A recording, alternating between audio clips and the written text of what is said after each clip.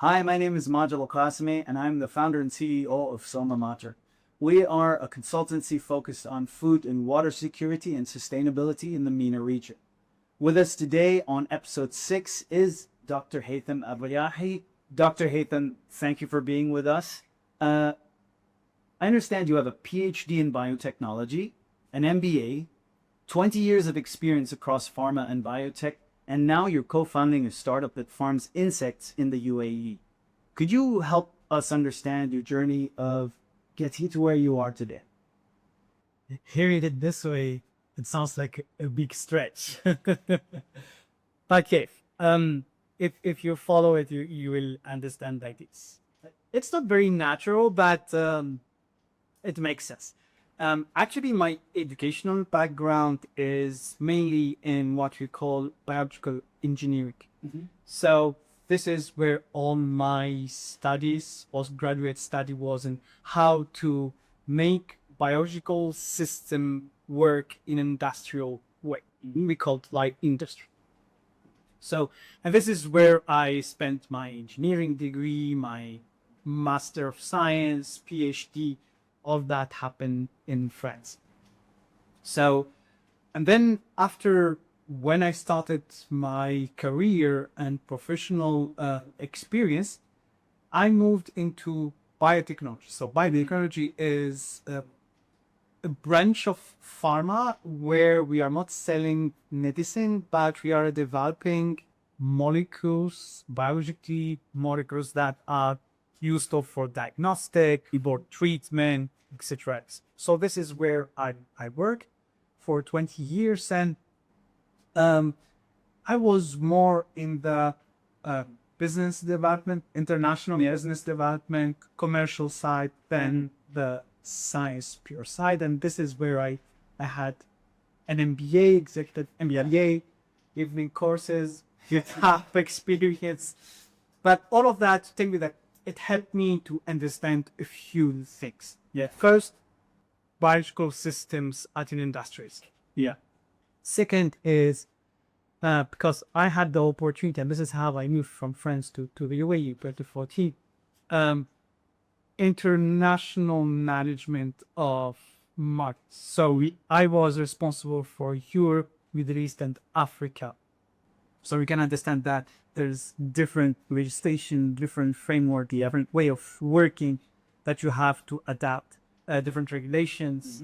So all of that helped me to understand that, of course, managing and building teams in a tough environment or difficult context. So I took all of that with me when I started working on Circa. And why Circa Biotech? Actually, at some point, I wanted to build a startup that has that is solving a real problem, that is solving a global problem. And we have this kind of conversation with my co-founder, Dr. Mila Pozova, who had also over 17 years of experience in engineering, industrial setups, procurement, supply chain. She worked in consultancy, strategic consultancy for oil and gas companies, etc. And we both had like this information that was like for us and changed our mind actually is 1/3 of the food produced globally is waste. And here in the UAE, we are the 4th country per capita in terms of food. Yeah. So we wanted to solve this problem because we said this is a global problem that we're tackling and solving. And this is how we started with Circa. So to answer your question, that's a long answer. It was like understanding of the biological system at an industrial scale, partnership with Dr. Ludmila, who has this industry engineering kind of the business, and then solving a regional problem that could be also scaled up. Would you help our listeners better understand exactly what Circa Biotech does? Yeah, so at Circa Biotech, we are specialized in recycling of foods.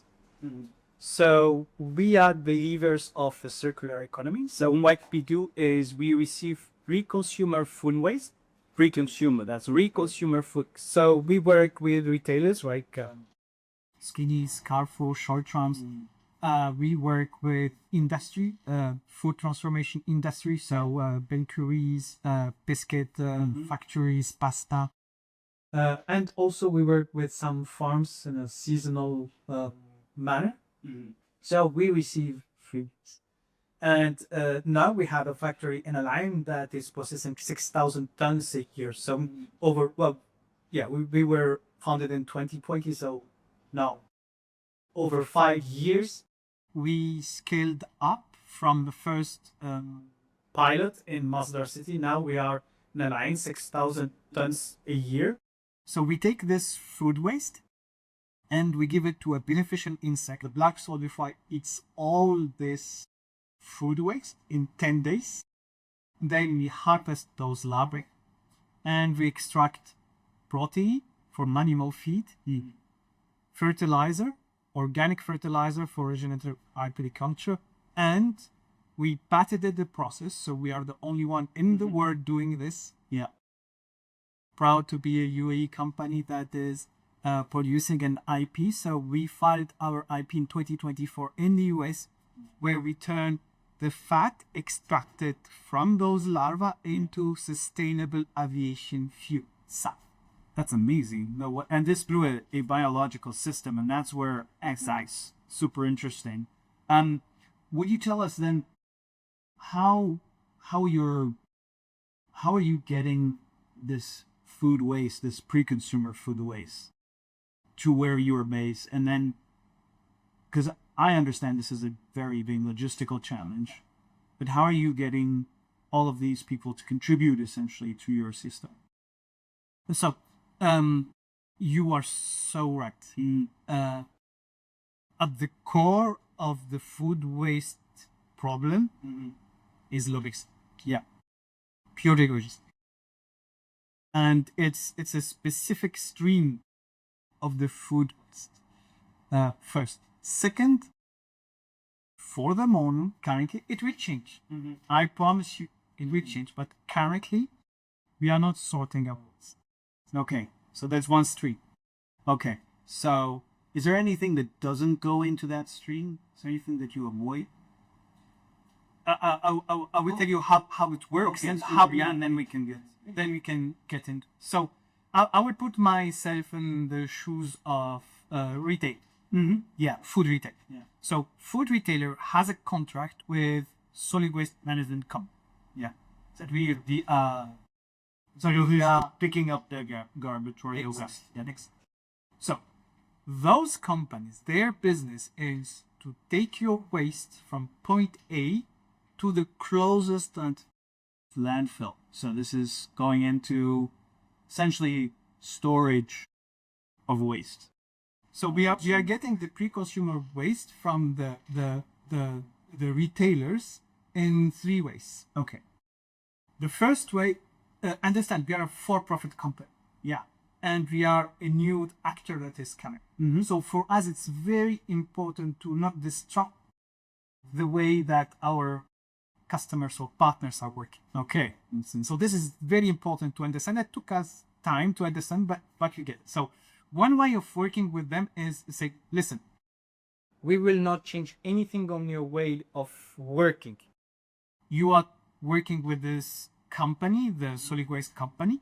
Instead of dumping in the landfill, it will bring it to us. Okay. You will continue paying them the exact amount that you are paying. It will not increase your cost, but it will be very beneficial for you because first, we get data. Second, for them, they don't need to give more work to their employees. And yes, the only slightly change is ask them to separate the food waste from the rest of the waste. Because the way that they were working is they dump everything in the skip. Yeah. And there's everything, like from the office bin to the food waste to the sometimes construction. So, yeah, materials. It's unsegregated. Unsegregated because they don't need to. Yeah. Because the company, the solid waste management company breaks one. Yeah, one drop, one skip. and just take it and go. Take it and throw it in the land. Yeah. This is how it works. So what we agreed with them is to do that, and this is heavy in logistics because you have to have a 3-part conversation between the retailer, the waste management company, and us, because the waste management company has to allocate feed. Yeah, and have to designate this truck goes from here to there. This truck will take only 3 years. And you're a new spot or a new stop along the way. Exactly. So it went through a cost analysis and all of that, so we can be sure that they are not spending more and bring it to our facility rather than theirs. A specific selection of the sites, and the spots that we will be taking, so we are not spending more. This could be solved later when we grow and have our own fleet, but for now it is this way. The second way of doing is like what we do with Spinnies, for example. Spinnies, they bring us themselves. So they allocate from their trucks. They have trucks to bring brick from the warehouse to the retailers and all of that. So they allocate some of them to food waste. So they bring it to us. Okay. The third way is we take care of it. So we don't have our own fleet. We rent trucks, and then we bring it from. This is mainly what we do with factories. So granite. So there's 3 ways of doing it. And then this all arrives at your facility At 0 cost. at 0 cost. At 0 cost of acquiring the feedstock, the food waste. Yeah. We pay only for the logistics. Okay, right. So you're helping them get rid of this waste stream. Yeah. It isn't costing them more. You guys are just paying that logistics. Then your black soldier flies are consuming this waste, and then you're harvesting the larvae, and then you are creating these incredible products. 3 outputs. Okay. 1 input, 3 outputs. It's interesting because that's a really important component when you are creating feed for animals in a country that also has a challenge in growing feed for animals. This high protein, call it feed stream for animals, is kind of critical for countries that want to be able to create a more robust food security system. What about the other 2 streams that you talked about that you guys produce? So this is the first one, animal feed. And please let us allow sometimes in the conversation to talk about the importance of animal feed in food security. I never heard any food security talking about animal feed. Let's do that. It's a piddle. Yeah, absolutely. Let's pack it for us. But before that, what we do also is organic fertilizer. Okay, so how from food waste to organic fertilizers? How? What we call organic fertilizer can't. Yeah, it's animal manure. Yes.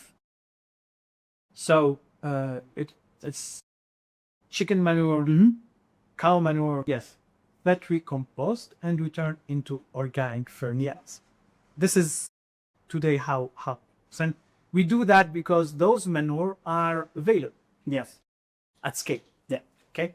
So what we do is the same, but our animal or cattle is not cows or chicken. It's insect. By the way, at our facility we have a colony of 35 million bees. Oh wow. Yeah, to treat 6,000 tops. Okay, that's a lot of black soldier flies. And can grow more. Oh wow. Okay, so you're not at capacity. You could still scale up. Absolutely. Even in our local facility, we can scale more. By the way, we are fundraising, so if there's investors.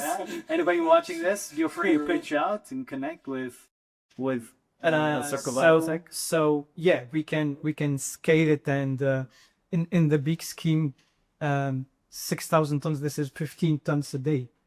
We can do 200 tons a day with the current technology. Anyway, so the second is fertilizer, organic fertilizer, and this is actually the manure of insects. Once they eat all of this food, this is their manure. And I think I did this with you long ago. I let you smell their manure. How Yes, they yeah, smell. yeah, yeah. And the smell that you have is exactly people what they describe as forest after rain. Yes, exactly. One of my favorite smells. This and I ways to say that. My favorite smell is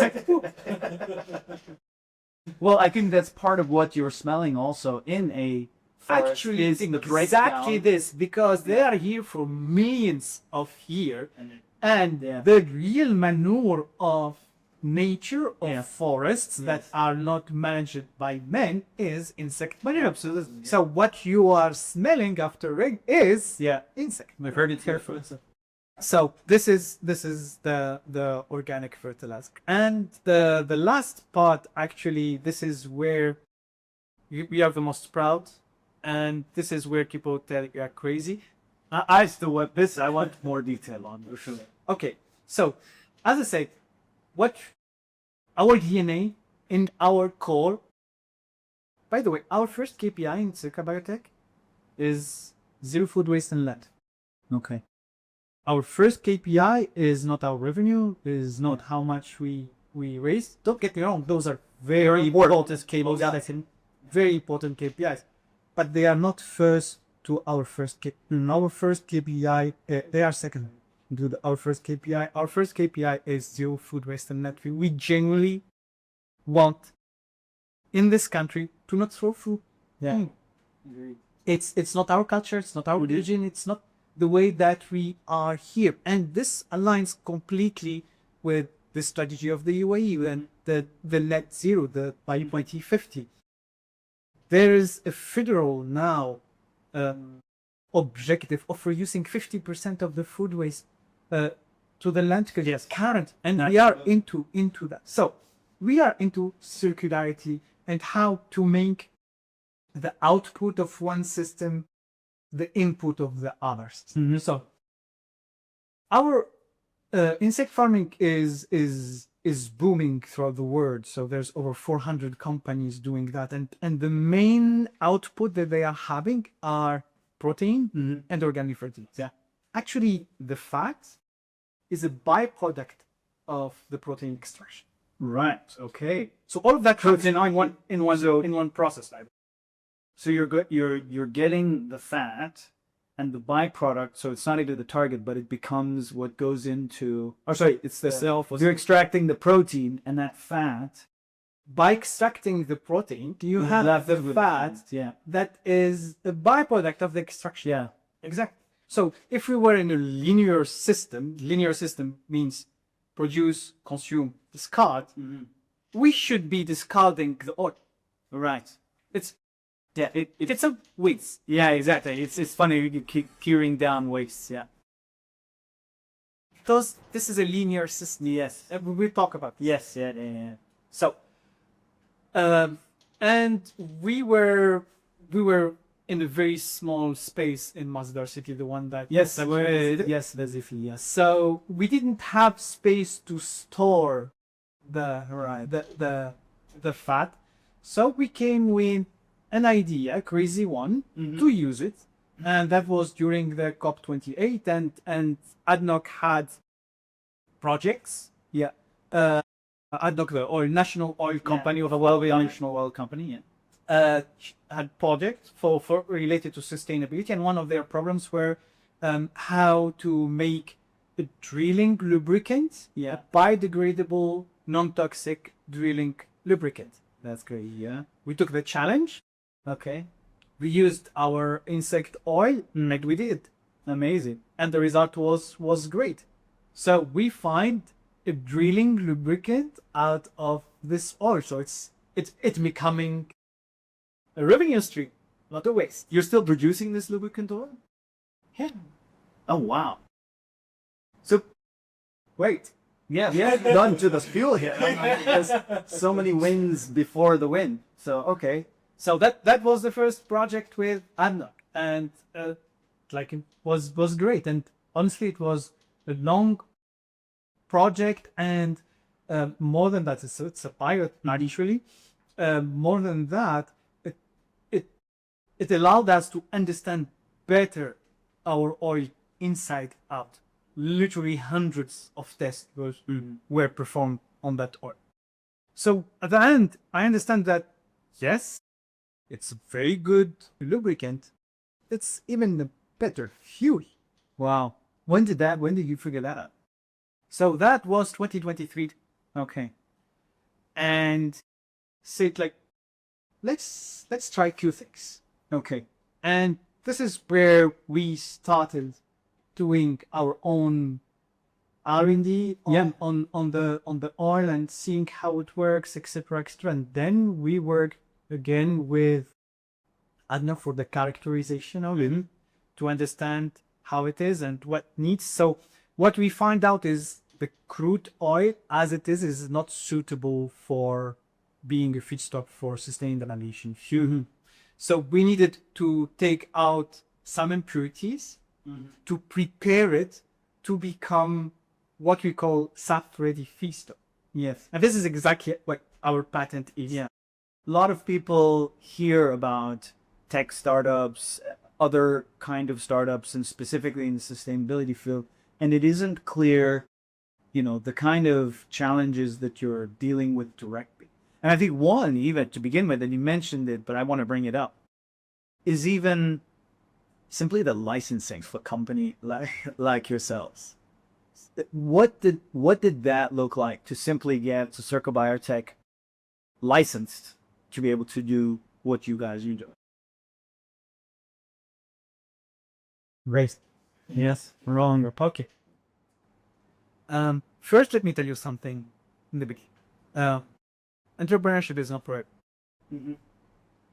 It requires a lot of resilience. It requires a lot of pugnacity. It requires a lot of madness. Yeah. There has to be a set of few things. Yeah, there's Chinese. Yeah, I agree. And rigor. Yeah. A lot of rigor. So, for us, think we are 2020 amidst the pandemic. Yeah. And you come with a pitch deck trying to convince government entities that it's a good idea to build a factory, an industrial one, where you would be putting insects. It's not easy. And when we started, there was no frame, legal frame, about it. Yeah. There was no industrial insect farming even category, in there. So the way that we approached it, and there's so many other entities that are involved. So you had Ministry of Climate Change and Impact, you have ADAFS, because we were in Abu Dhabi, you have environmental agents. You have at that time we have that we all of those entities. First, they have different mandates. Yeah, absolutely. Completely different from one another. Second, they have different risk appetite, it's called. Yeah. Sorry, and DED. Yeah. Department of Department, because it's a license, and we end up working with Master Sidley as freezer. But like in the beginning, that was the conversation.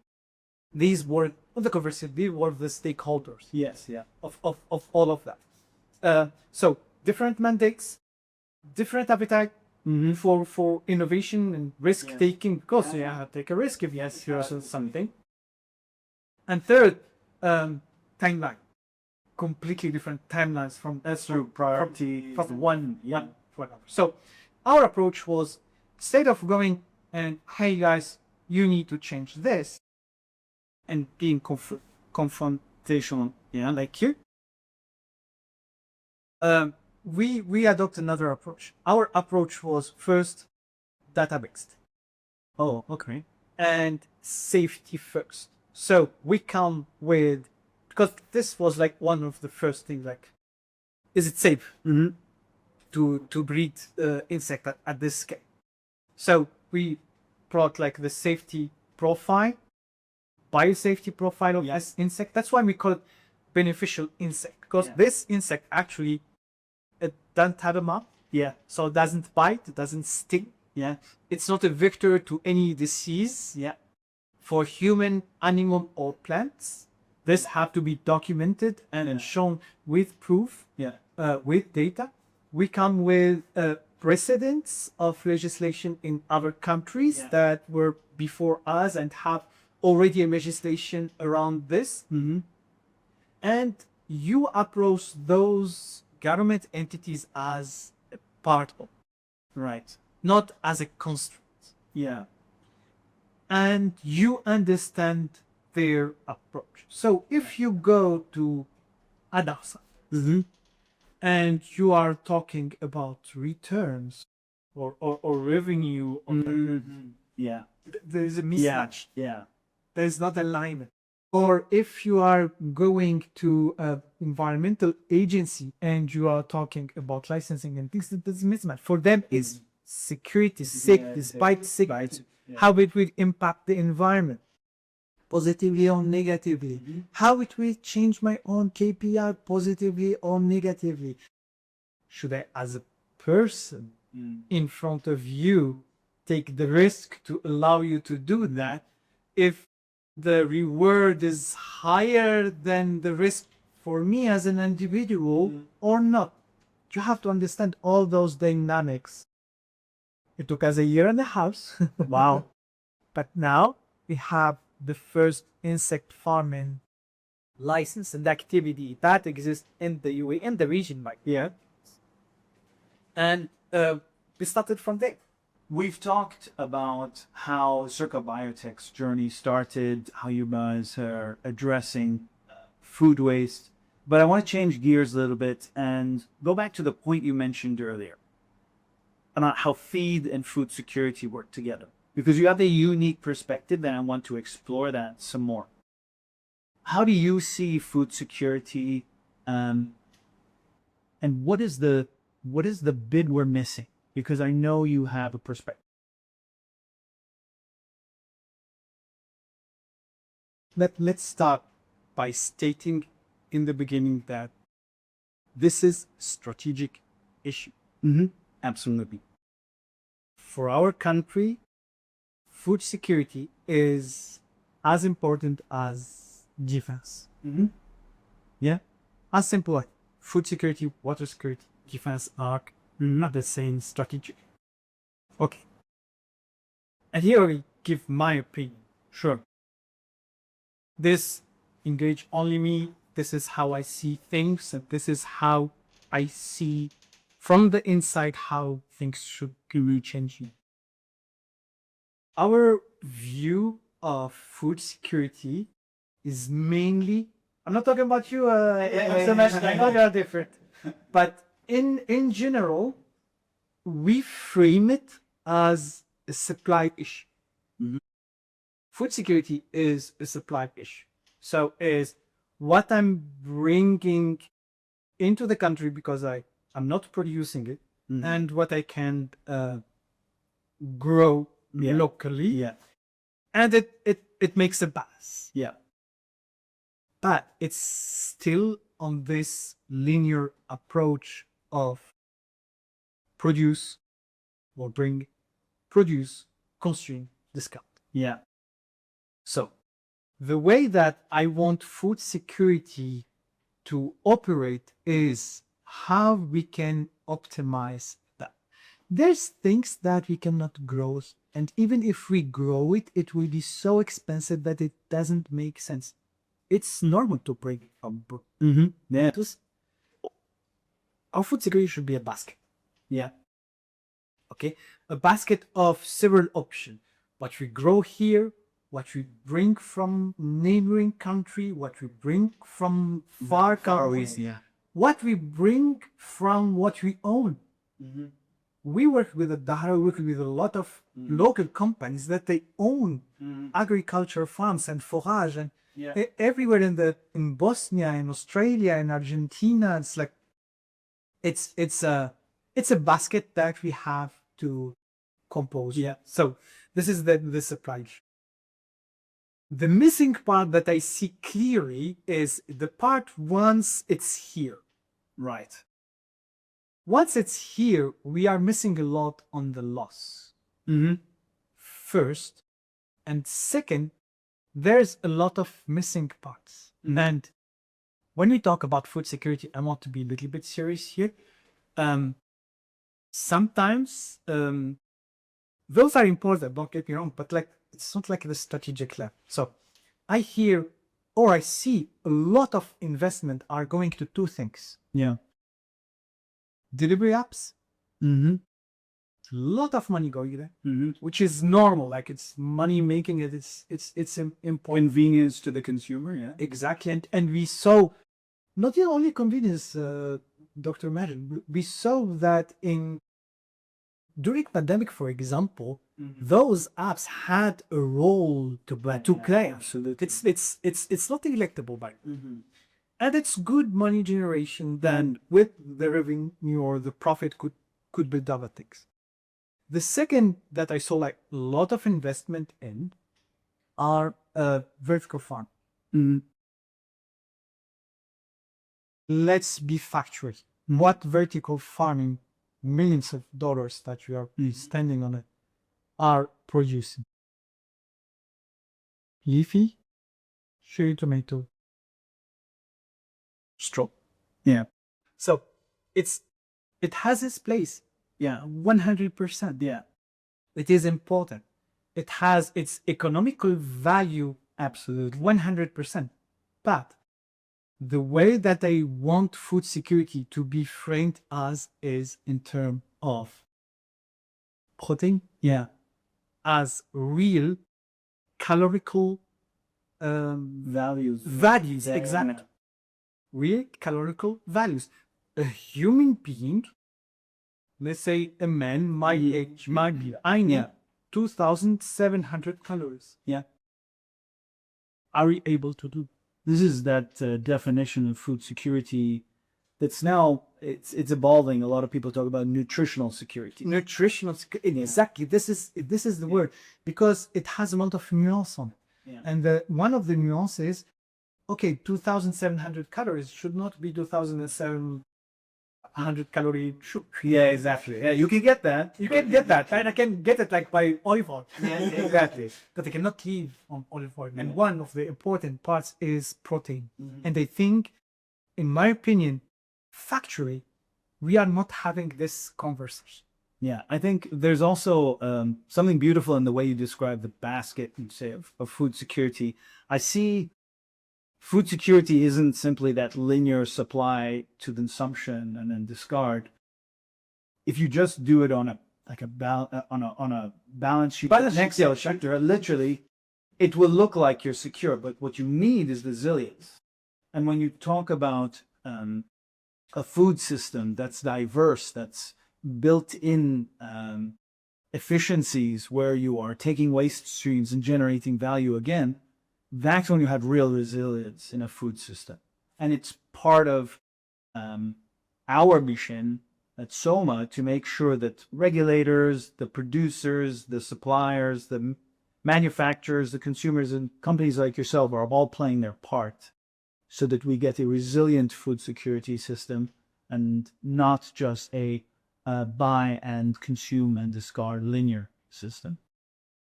Dr. Mesh, if you don't mind, just to bounce on what you said, the resilience point is very, very important.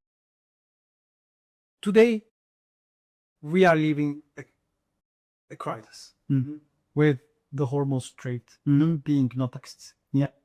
Okay? We will be solving one point or another. Yeah, no doubt. However, it won't be the end. Who said that tomorrow we will not be having a problem in the Malacca Strait and the whole horror with Taiwan and whatever? So, if you do like a stress risk or risk assessment on Hormuz versus Malacca Strait, you will be surprised how we depend also on the Malacca. So there's the HACCP system of food safety, it's the critical control point. Yeah. I also think that you can apply it at the same as a global level, at the country level. Yeah. Control, and you put choke. There are these choke points in a global supply chain, and we have to understand that geographically, from a resource distribution, those things exist. And again, food security doesn't mean we produce everything and all the things we need in country. We'll close out with one question for you. And thank you, Dr. Haytham. This has been exactly how we would like to spend our time. Oh, thank you. If you could shift one mindset globally around food waste, what would it be? Okay. For anything, in my opinion, to be sustainable and to have an impact, it should be economically viable. Okay.